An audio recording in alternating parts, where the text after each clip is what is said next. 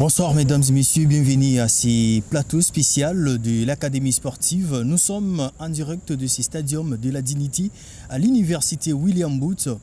Nous allons parler de cet événement grandiose qu'on va organiser à l'honneur de ces grands journalistes et aussi les communicateurs de la Fédération congolaise de football association. Il s'agit bien de Messier Nzila Fanan qui nous a quittés il y a 4 ans. Sur ce plateau, nous allons discuter de ces sujets avec son fils qui sera avec nous ici.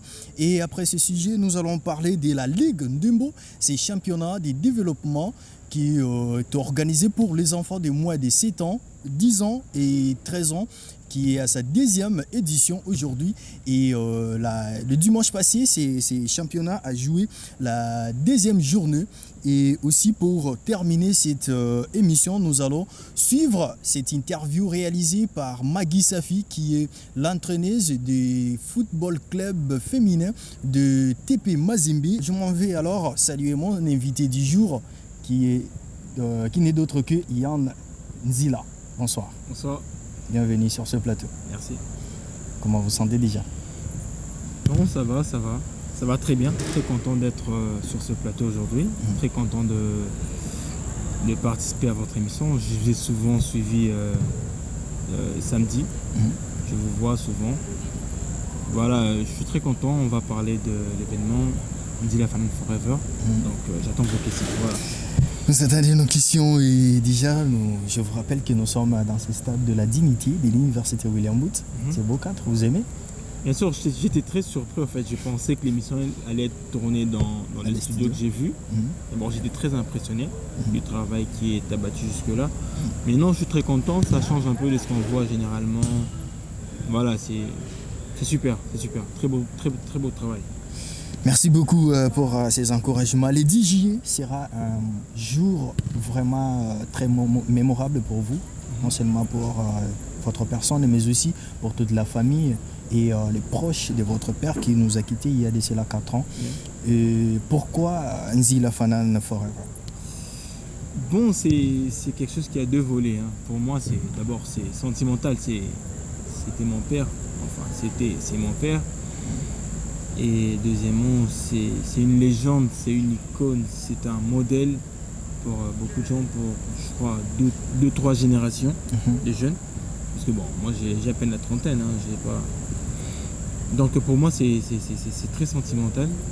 Donc on le fait vraiment en son honneur, on le fait vraiment pour le rendre hommage, à sa riche carrière, on va le dire.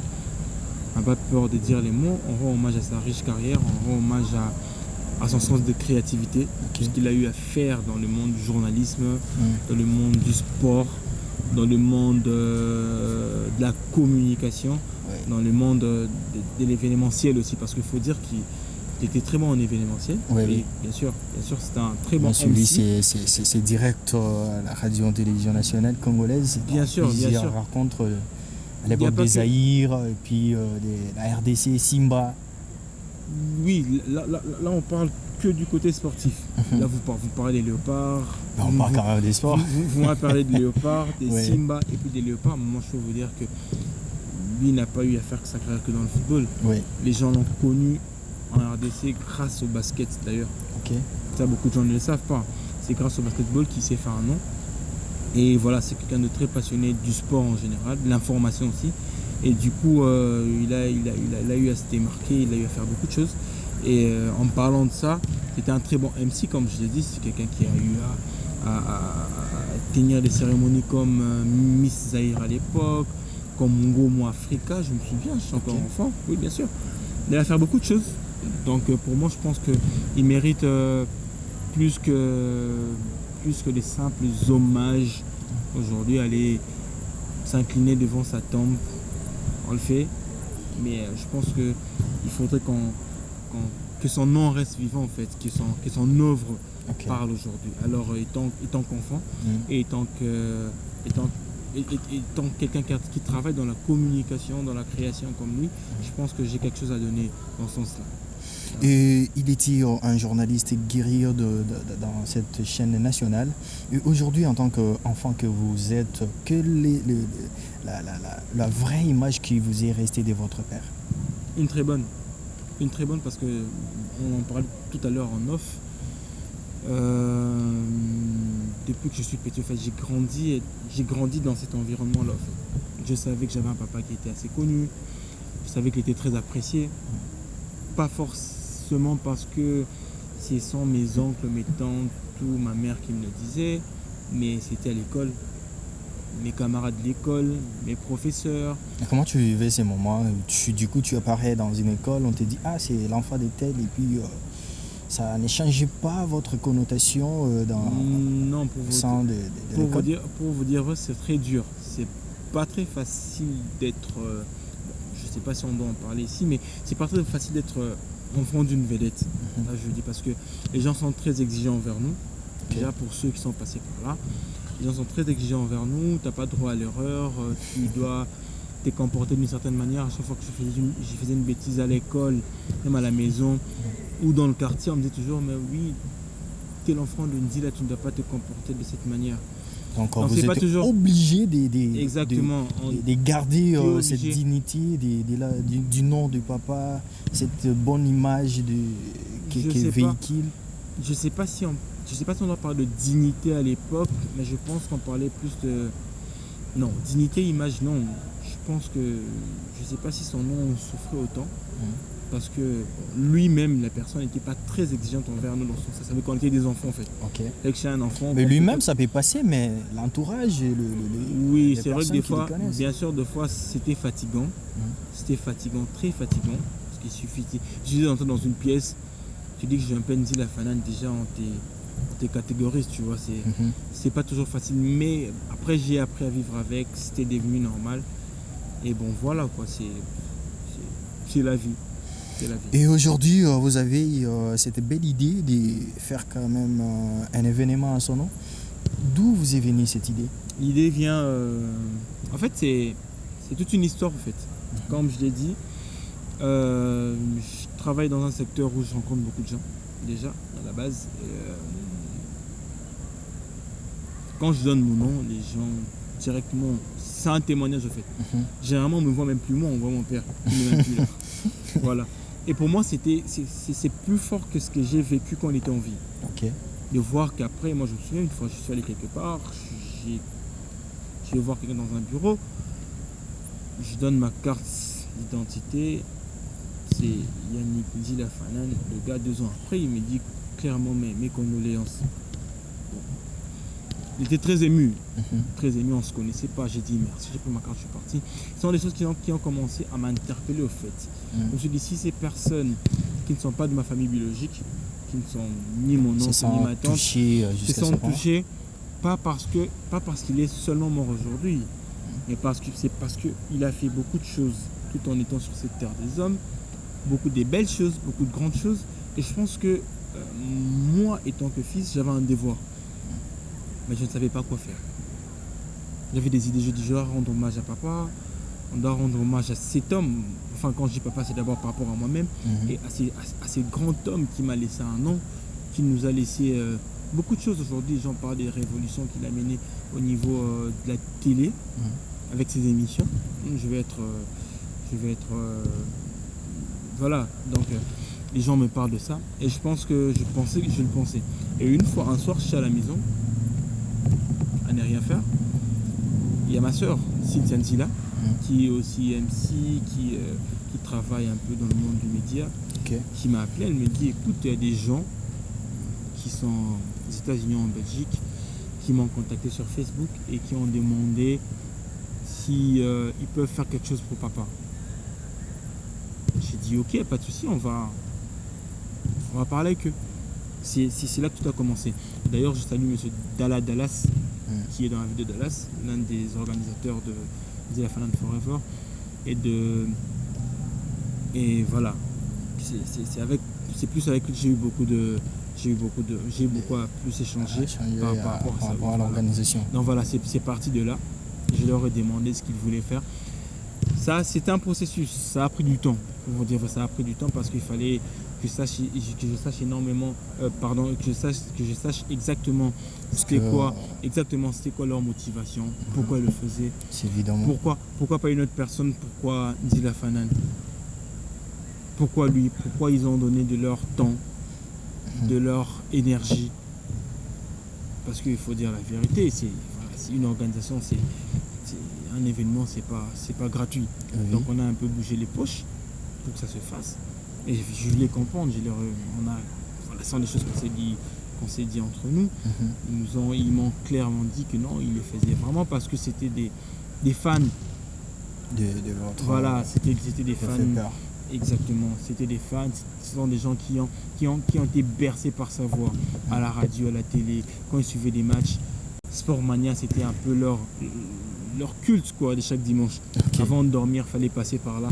C'est ce que je veux dire. Exactement. Donc il fallait passer par là. Ouais. Moi, je me suis dit, ok, on va le faire. On a pris, je crois, un mois et demi de discussion. J'ai dit, ok, c'est bon, on va le faire. Je vais en parler à la grande famille. Quand je parle à la grande famille, c'est mes tantes, mes oncles, ma mère, mes soeurs, mes frères. En fait. Exactement.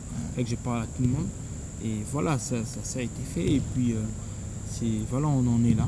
On est à 2 semaines, je vais dire. On est à 2 semaines de l'événement. J'espère que le président de la République va peut-être assouplir les mesures. Voilà, tout ça là. Voilà. Si ça se fait, en tout cas, l'événement aura lieu. Si ça se fait, l'événement aura lieu. Une question qui m'est venue en tête, à part sa dévotion du travail, par sa discipline, tout ce qui a concouru à son succès jusqu'à son dernier jour sur Terre, qu'est-ce que vous, en tant qu'enfant, dans vos différents domaines où vous œuvrez, ça vous apporte comme un soutien ou une forte considération à votre part? Alors, vous savez, je l'ai dit au début, moi j'ai vraiment grandi dans le monde où a régné le journalisme, a régné la communication, a régné le marketing, a régné la création, a régné l'innovation, parce que ça c'était un peu ce qui a caractérisé mon père pendant, je vais dire, 30 ans de carrière. Parce qu'il n'y avait pas que le journalisme, comme je l'ai dit, c'était un MC, c'était un très bon marketeur.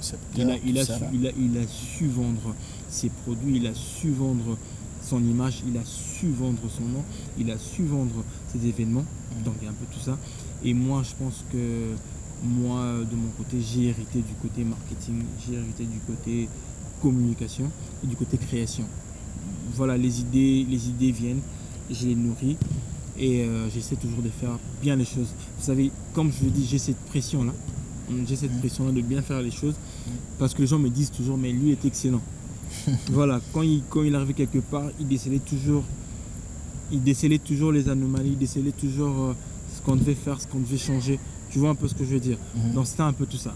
Pour moi, donc il essayait d'apporter sa nouvelle touche. Exactement. Vous avez tout dit. Okay. Voilà. Et aujourd'hui, dans la famille, comment vous vous sentez déjà 4 ans après sans sa présence en fait dans la famille? C'est toujours dur. Perdre un papa, c'est pas chose facile. Parce qu'il est parti, moi je suis déjà adulte. J'attendais mon fils, donc tu peux voir que je suis déjà adulte. Mais il arrive des moments où tu as envie de lui parler, tu as envie de lui dire, écoute papa, j'ai envie de faire tel projet. J'ai envie de réaliser telle chose dans tel domaine, mais il n'est plus. Tu vois, il n'est plus. Mais bon, on fait avec. Voilà, on fait avec. Okay. On fait avec. Voilà, nous parlons de l'événement du 10 juillet, sauf imprévu. C'est événement qui va rendre hommage à ces grands hommes, ces grands journalistes et ces grands chargés des communications de la FECOFA, ces grands MC qui nous a quittés il y a de cela 4 ans aujourd'hui. Suivons d'abord ces spots qui annoncent cet événement et puis nous allons revenir pour acheminer avec d'autres sujets.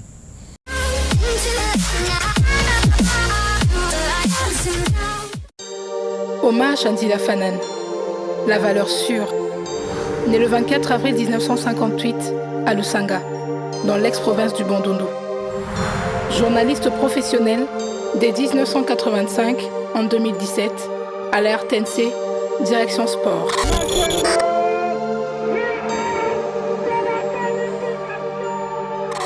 directeur de communication à la FECOFA, Fédération congolaise des football associations. Reporter, animateur, marketeur et innovateur. Célébrons la légende. Ce 10 juillet 2021 à Kinshasa, RDC. Terrain École Lisanga, dans la commune de la Gombe. Les activités: match de football, exhibition sportive, musicale, jeux concours, sketch, témoignages et tant d'autres surprises.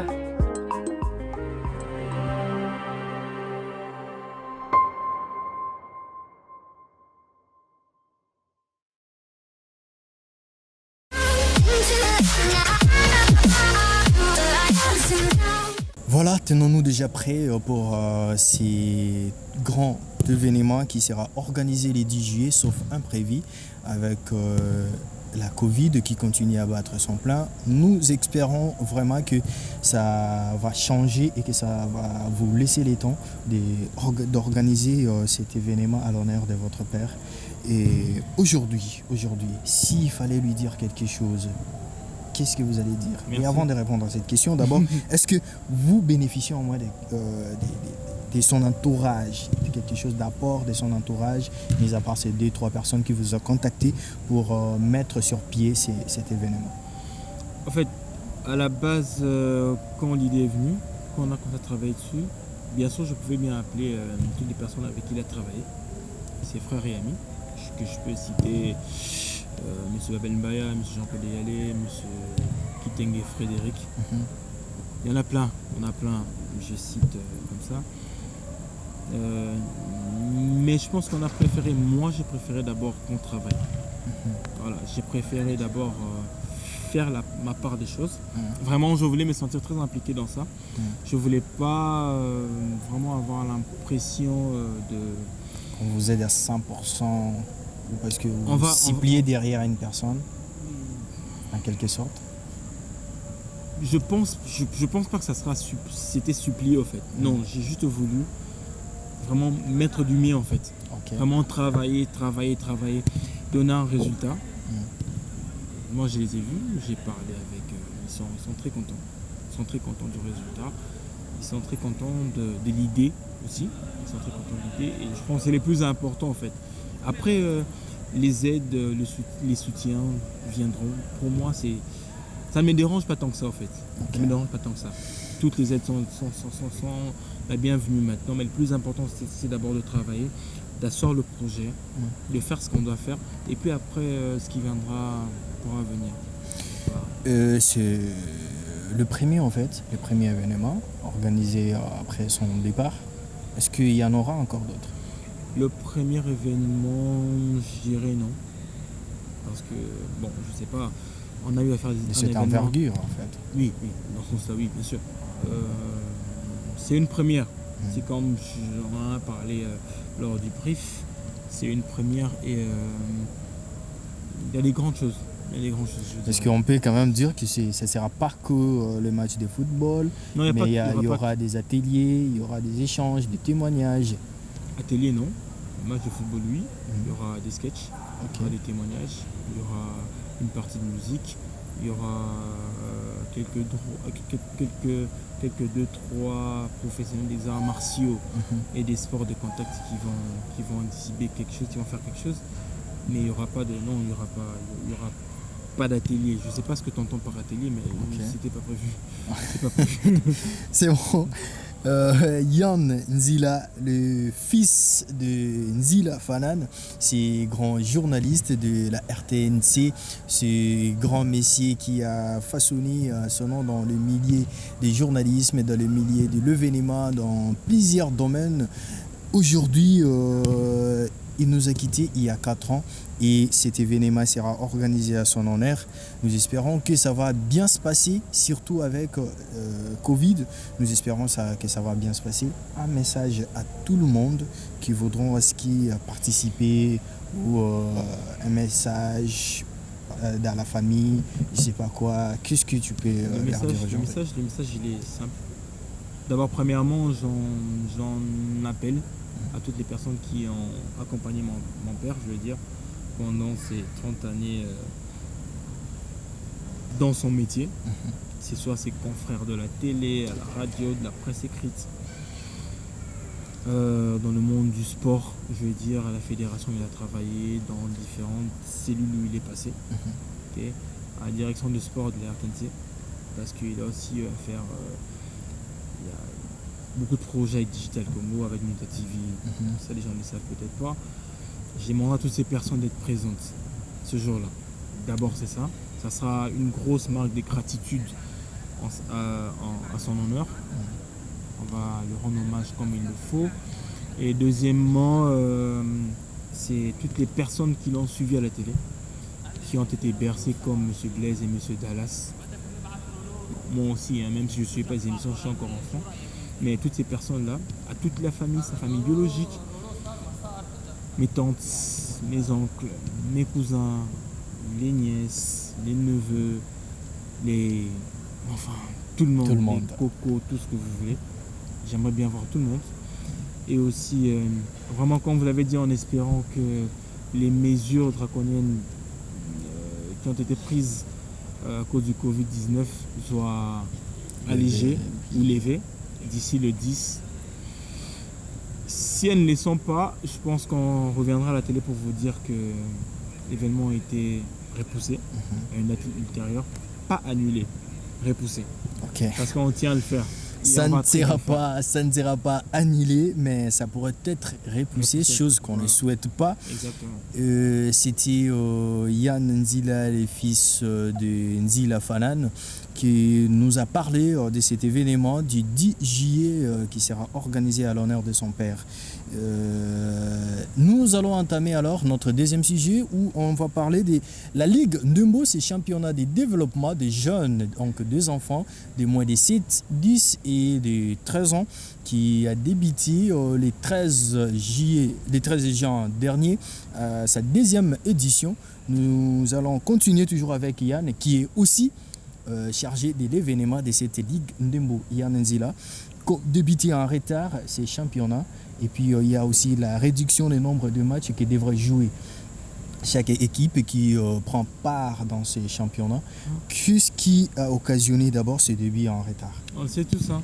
On le sait tous, ce qu'on a tous vécu depuis début 2020, le coronavirus qui a un peu chamboulé tous les programmes. On a dû repousser.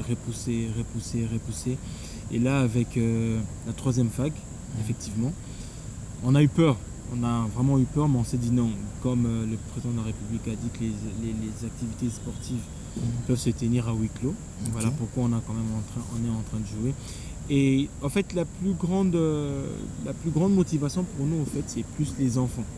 Ça, peut-être les gens ne le comprennent vraiment pas bien. Les enfants qu'on encadre dans la Ligue Ndembo, il n'y a pas que du football. Il y a aussi l'homme qu'on forme. Okay. Parce que là, vous le savez si bien, on a organisé des tests. Exactement. Des tests en français et en mathématiques. Exactement. Avec trop d'exigences, c'est d'avoir plus ou moins 65%, mais bon, pour participer. Plus ou moins 60%, et effectivement. Pour participer à ces championnats. Non. Plus ou moins 60%, oui. Ceux qui en fait moins jouent le championnat, mais seront suivis par un encadreur qui va suivre son évolution. Voilà, exactement. Il y a des gens, il y a toute une cellule dans la Ligue Ndembo qui s'occupe du côté scolaire des enfants. Okay. Voilà, parce que les enfants aujourd'hui, le football, tu peux être très bon football, et demain, je sais pas, il peut arriver une blessure. Il peut t'arriver quelque chose dans ta carrière qui fait que tu ne peux pas jouer au football. Alors, du coup, la carrière, c'est limite comme exactement. Ça. Exactement. Donc, au moins, on forme des hommes et des femmes, parce qu'il n'y a pas que les hommes. Ouais. Et les filles du lycée lycée Tobongisa, qui sont là, qui font... Ça fait plaisir de voir qu'il y a aussi des filles qui jouent, qui aiment ce qu'elles font. Ouais. Voilà, c'est un peu ça. J'ai été dernièrement, je le vis quand même, avec amour qu'elle font. Exactement. D'abord, je dirais bonsoir et merci beaucoup à Madame Marie qui s'occupe, qui se donne corps et âme pour ces filles, qui donne corps. En tout cas, je vous dis que c'est depuis la première édition que ces enfants viennent, que ces enfants jouent au foot, que ces enfants enjoy ce qu'elles font. Pour nous, c'est le plus important en fait. Après, il y aura la formation, il y aura la détection, il y aura voilà, toutes ces étapes qu'un futur footballeur professionnel peut avoir, ou un footballeur de très bon niveau, de très haut niveau peut franchir pour arriver à un seuil. Mais voilà, nous, ce qu'on veut, tout ce qu'on demande, c'est que les enfants, à part le football, doivent quand même savoir que après le football, il y a aussi une autre vie. Voilà, satisfaction au niveau scolaire et puis voilà quoi. Okay. Et par rapport, s'il faut revenir à la question par rapport au retard, c'est vraiment par rapport à la Covid-19. Mais on s'est dit qu'on va quand même le faire, comme tu l'as si bien dit, de le faire pendant un moment, pendant un laps de temps parce que les enfants doivent commencer les examens. Donc on ne peut pas faire jouer des matchs alors que les enfants doivent être concentrés à l'examen. Voilà, donc voilà, c'est un peu ça. Exactement. Et le nombre de matchs réduit, c'est la même cause, c'est la même raison? Justement les examens. Ok. Voilà, la réduction, parce que on est là chaque dimanche au Collège Boruto, dans le stade Albert Ier, on est là chaque dimanche. Donc voilà, ils font leur match, on est content. Ils sont contents, on est content. Voilà. On est content, ils sont contents. Nous espérons que dès 3 ans après, 10 ans après, on aura quand même des footballeurs, des qualités qui défendront valablement le drapeau de la RDC dans l'échiquier international. Nous vous rappelons que c'est dimanche et encore demain, il y aura la 3e journée qui va se jouer, toujours dans les stades de Albert Ier du collège Boboto où se jouent tous les matchs de ces championnats de développement des moins de 7, 10 et 13 ans. Yann Nzila, ce sont les sujets. Merci d'avoir répondu à nos questions, mais on pourra pas quand même quitter comme ça. On va suivre cette interview réalisée avec Maggie Safi, qui n'est d'autre que l'entraîneuse du football club féminin TP Mazembe, une équipe créée il y a 6 mois de cela, mais avec des exploits qu'on ne pouvait pas imaginer qu'après 6 mois que cette équipe féminine pouvait faire quand même quelque chose comme ça. L'équipe a remporté la Ligue d'attente de Lubumbashi et aussi le championnat provincial de Okatanga. Aujourd'hui, cette équipe s'est limitée à être 3e place lors de la dernière édition de la Coupe du Congo féminin. En voyant tous ces exploits, qu'est-ce que tu peux dire à cette dame après ce travail abattu? Donc, premièrement, je pense qu'il faut d'abord féliciter le club de TP Mazembe, qui est un club très bien organisé. Je me souviens, il y a 20 ans, peut-être 19, 20 ans par là, quand le président Moïse a récupéré ces clubs. On a tous vu, on sait tous comment il a ramené au sommet du Congo, de l'Afrique, en allant jouer la finale de la Coupe du Monde des clubs. Exactement, ça c'est un exploit. Et après, non, moi je suis pas très étonné parce que ça montre que juste avant, en fait, ce qu'on voit aujourd'hui des filles, c'est un travail qui a été fait en amont en fait. Ok. Exactement, c'est pas un hasard. Ils y sont pas, elles y sont pas au hasard. C'est un travail qui a été fait avant et ils ont eu le temps de recruter des joueuses, les mettre dans de très bonnes conditions, de les donner ce dont elles ont besoin pour donner le meilleur d'elles-mêmes. Exactement. Non, moi ça ne m'étonne pas. Ça ne m'étonne pas du tout. C'est normal, le travail. Je pense que c'est le travail, beaucoup de sérieux, le travail. Voilà. Beaucoup de sérieux, c'est ce qui résume alors ces travail abattu par le TP Mazembe féminin, ce club qui est dirigé par Maggie Safi, qui est l'entraîneuse principale de ce grand club. Alors on espère que dans les jours à venir, elle sera aussi la représentante de la RDC au niveau international. Un mot pour madame oui. Maggie, non mais coup de chapeau.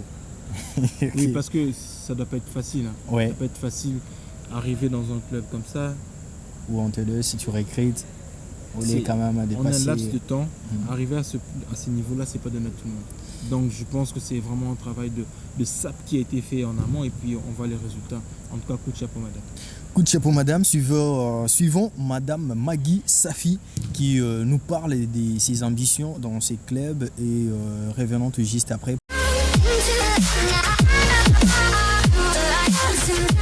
J'étais à la fédération pour la formation des coaching, là où j'ai obtenu mon diplôme. et licence des fédérales. Et avant cela, j'ai fait quand même l'éducation physique et la gestion sportive où j'ai obtenu aussi une licence. Alors, j'ai entraîné dans une équipe avant chez Mazembe. C'est vrai que Mazembe m'a revu parce que j'étais dans une autre équipe avant. Alors, quand ils m'ont proposé, j'ai accepté parce que j'étais dans mon domaine et j'ai accepté d'être à la tête de cette équipe, une nouvelle équipe. Et j'ai fait ma sélection et cette sélection m'a apporté 2 coupes déjà. Donc au niveau de l'entente et au niveau de la province. Et là, la même équipe, la même sélection que j'avais faite plus tôt, je me suis retrouvée avec elle au niveau de la Coupe du Congo. Et pour moi, je dirais que c'était une très bonne sélection. Et je dirais que la formation que j'avais faite la fois passée à la fédération m'a apporté aussi quelque chose parce que là, c'était le football, plein de football. On allait à étudier la psychologie du football, la médecine du football, beaucoup de choses. Il y avait beaucoup de choses. Et ça m'a apporté quelque chose sur ce que j'avais, bien sûr. Ce qui a fait que je puisse aussi améliorer ma façon plutôt de coacher, ma façon d'encadrer les filles. Et ça m'a apporté beaucoup de choses dans ma carrière. Je ne me dis pas que je suis devenue très forte. Je continue parce que notre métier, il faut continuer à apprendre. Je continue à apprendre, je continue à poser des questions, je continue à demander aux entraîneurs qui sont supérieurs par rapport à moi, donc à mes aînés, je dirais. Et donc, pour ces 6 mois passés déjà chez Mazembe, pour moi, je me dis donc j'ai bien travaillé avec les filles et aussi avec notre président de l'équipe qui continue toujours à nous encadrer jusqu'à ce moment. Pour moi, je suis vraiment bien. Quand je faisais mon recrutement, j'ai recruté parce que je savais que je devais jouer un championnat. Ouais. Pour moi, quand on m'avait appelé chez Mazembe, je croyais que peut-être je vais commencer avec la pépinière, à monter étape par étape. Mais quand j'avais essayé de changer avec les managers et le président de l'équipe, le président m'avait demandé et il m'avait dit qu'il avait parlé avec le président de la coordination, le président Maurice Katouli. Il a dit est-ce qu'il veut vraiment voir son équipe entrer en compétition. Alors j'étais obligée de recruter des filles capables à jouer une compétition. Okay. C'est pourquoi vous allez voir dans notre équipe, nous avons 2 équipes. Nous avons l'équipe de base et notre pépinière qui n'est pas venue ici. Okay. Elles sont restées à Lubumbashi. Donc nous avons une académie, donc pépinière de Mazembe. Et avec celle que j'ai recrutée ici à Kinshasa, en Bougement et à Colosie, partout ailleurs, pour cette compétition. Et je n'étais pas trop sûre, mais j'avais confiance. Oui, avec mon recrutement, quoi, ça m'a apporté ce que j'attendais. Le problème d'encadrement des filles, c'est un problème sérieux. Pour encadrer les filles, donc, il faut être aussi du domaine.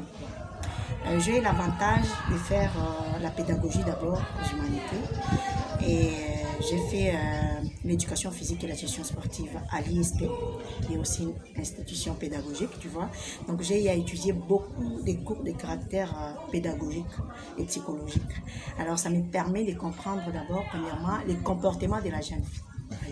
Donc il faut d'abord connaître la jeune fille. En tant que femme, je connais déjà mes caprices, moi. Je connais tout sur moi-même. Alors comme je me connais moi-même, alors j'essaye d'adapter, de s'adapter plutôt aux autres. Donc ils sont comme moi. Parce que moi, en tant que femme, je connais les faiblesses de la femme, je connais les caprices de la femme. Alors je fais un effort de m'adapter vraiment à ces filles-là. Parce que ces filles, premièrement, je les considère comme mes propres filles. Bien sûr qu'on peut être de la même génération, mais en tant qu'entraîneur, en tant que coach, je les considère déjà comme mes propres filles. Et aussi, je les considère comme mes élèves. Comme mes élèves, parce que je fais la pédagogie. Parce que la façon de coacher, c'est comme une façon de transmettre une leçon, d'enseigner par exemple. Alors, je transmets juste ce que j'avais appris à l'école, dans des formations différentes. Et j'ai transmis. Parce que avant de faire la formation de la fédération, j'ai eu à faire une formation de coaching à l'extérieur, en Suisse. Et j'ai fait aussi notre... encore en Ouganda. J'ai fait aussi d'autres formations avec des entraîneurs de l'Inter de Milan. Parce que j'entraîne une équipe version masculine à Lubumbashi, des garçons de moins de 14 ans. Ils sont sponsorisés par l'Inter de Milan, donc l'Intercampus.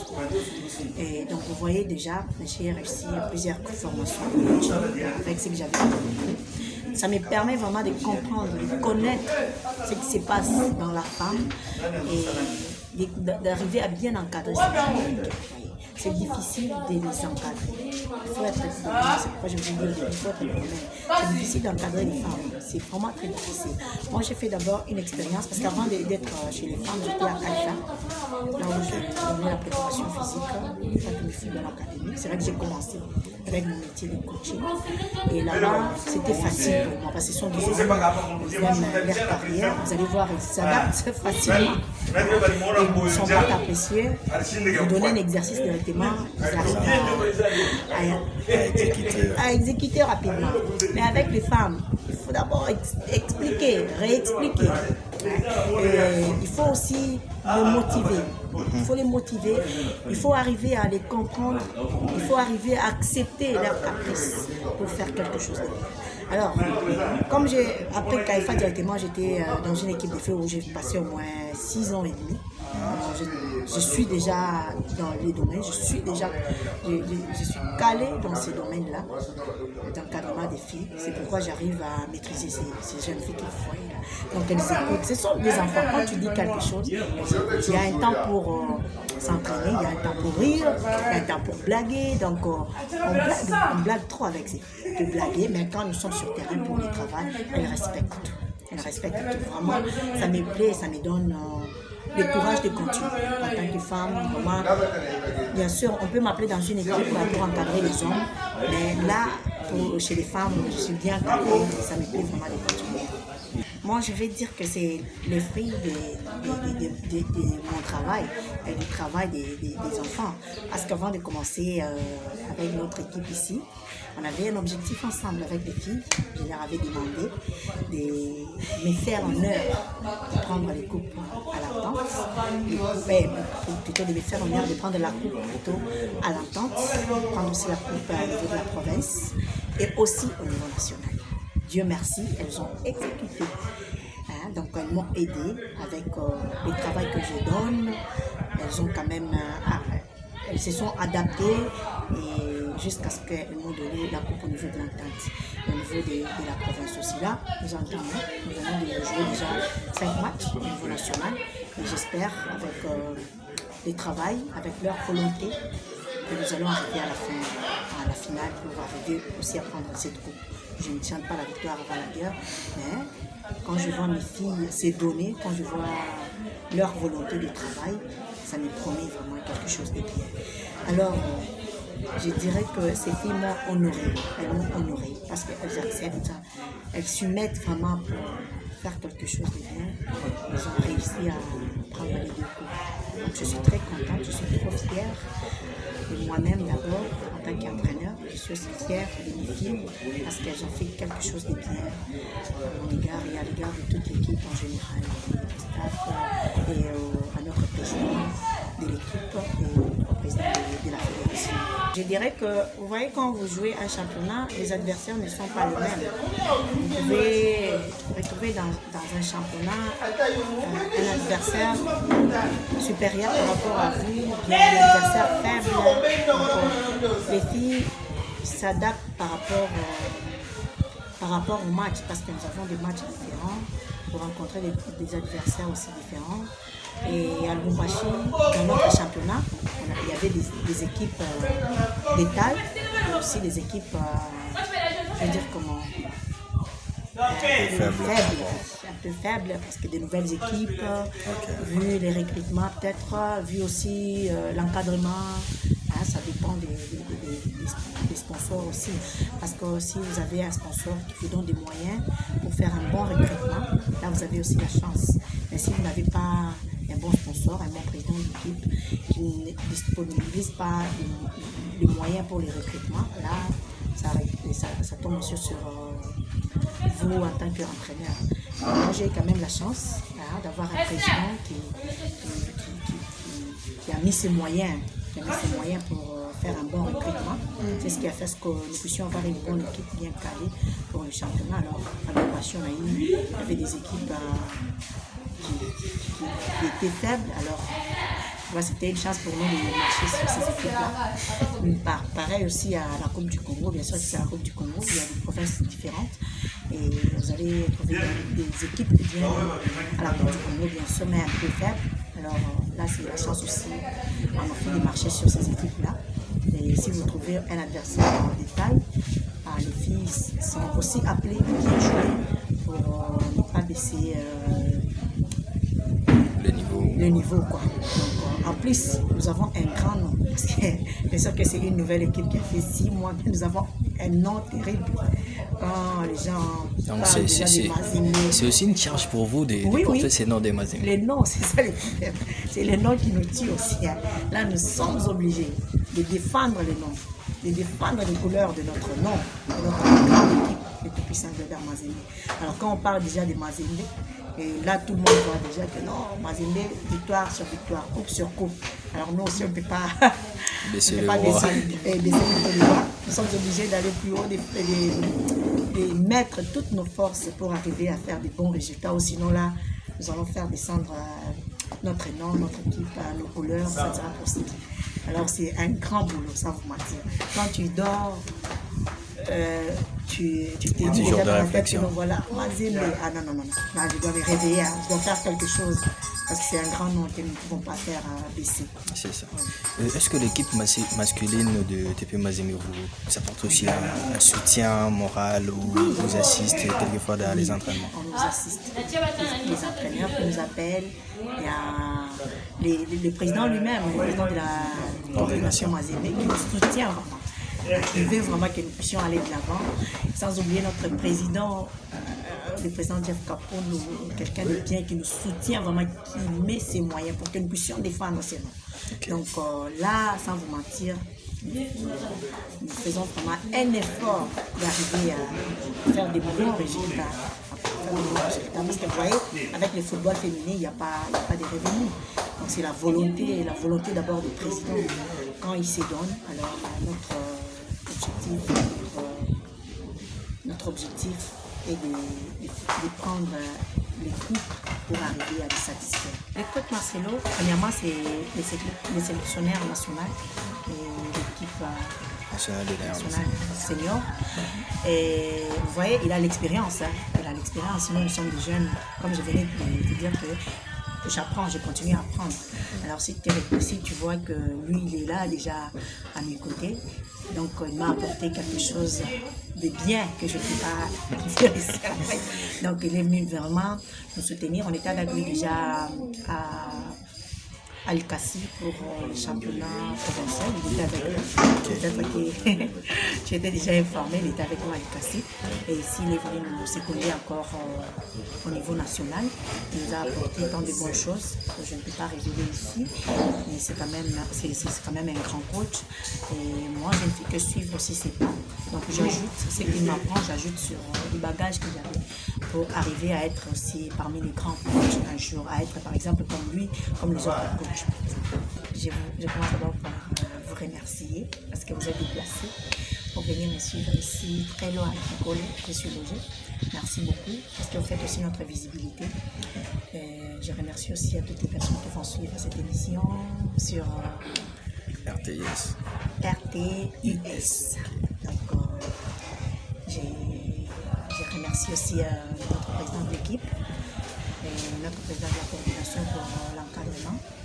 Je remercie aussi nos fanatiques. J'encourage aussi mes filles à aller de l'avant et j'encourage aussi d'autres femmes qui veulent être comme moi à entrer dans ces métiers parce que c'est un bon métier. C'est c'est pas seulement pour les hommes. Nous sommes là parce qu'on parle déjà de la parité dans notre pays. Alors, nous devons être derrière les hommes, nous devons les suivre. Nous devons aller vraiment, on ne peut pas baisser les bras à les femmes, nous devons aller plus loin, nous devons faire comme eux. sûr que... Oui, bien sûr qu'en tant que femme, depuis la création du monde, nous sommes toujours des êtres faibles, mais pas sur tous les plans, parce qu'on parle déjà de la parité. Alors, j'inviterai à ces filles-là de venir dans ces métiers, dans ces beaux métiers. Elles ne seront pas déçues. Dernière question qui me vient en tête tout de suite là. Est-ce qu'un jour on pourra voir Coach Maggie dans CAF Award pour un trophée des meilleurs coachs ou meilleurs entraîneurs? Oui, un jour, j'ai la foi, j'ai confiance aussi en nous.